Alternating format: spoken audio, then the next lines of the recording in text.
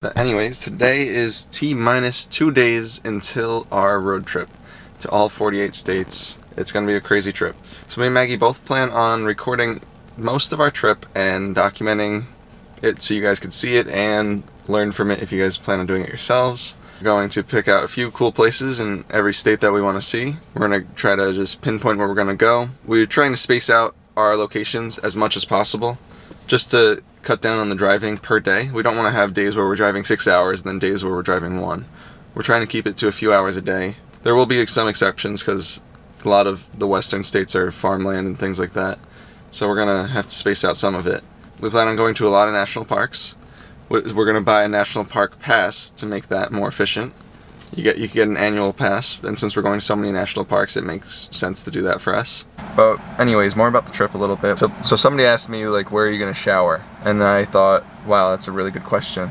So I did a little bit of thinking and research, and I figured out maybe like a gym would be a good idea.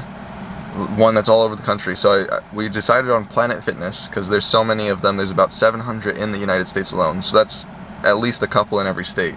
And that should be enough spaced out for us to find showers every day or two at the most. So we're gonna get a Planet Fitness Black membership.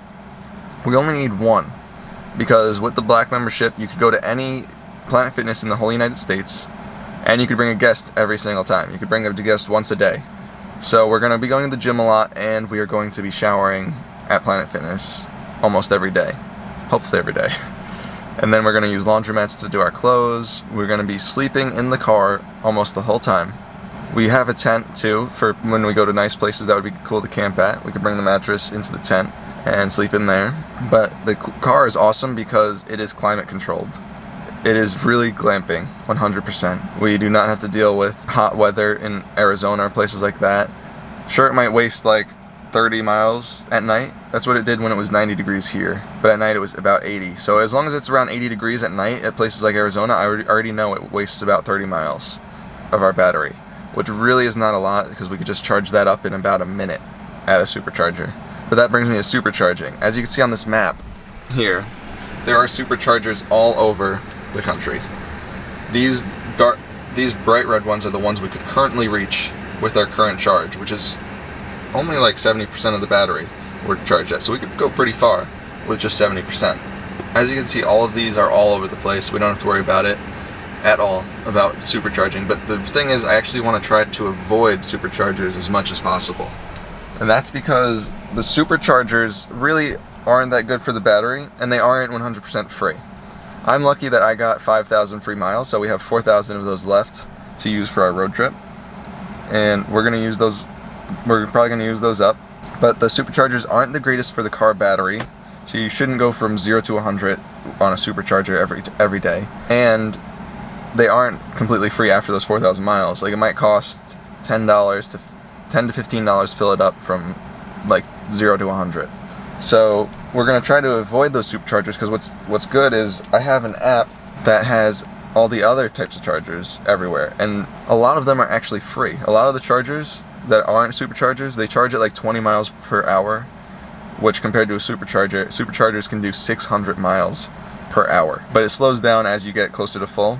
So it's more like, maybe, I'd say on average, if you're going from 0 to 100, it maybe does 300 miles per hour at a supercharger, which makes sense, because if you're going from 0 to 100, it should probably take like 40 minutes to an hour. But this app has so many chargers, way more than superchargers.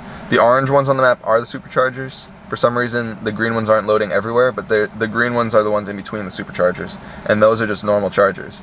And I currently have the app filtered to only show free chargers. So that means everything you see on the map besides the superchargers is free. So that is going to be super convenient. That's most of the details about the trip itself, like how we're going to be doing it, but we're definitely going to have to show our progress along the way of how difficult all those things are. So I'm sitting here editing this video and I realized that I forgot to put a real ending on it, so here it is. Don't forget to like and subscribe to this video, and we also have an Instagram page with Tesla Explorers, and we're going to post all of our videos and pictures. I'm actually in the future right now, a few months, and we've took so many videos on this trip and went to so many cool places that you guys should really subscribe to see all the cool places we went to, and we still have a lot of states to go to. We're only about halfway done right now, and we're going to try to speed it up to get it out of the way. So if you want to see more videos about our trip and how we're doing everything, please subscribe, and we'll be getting those videos up soon.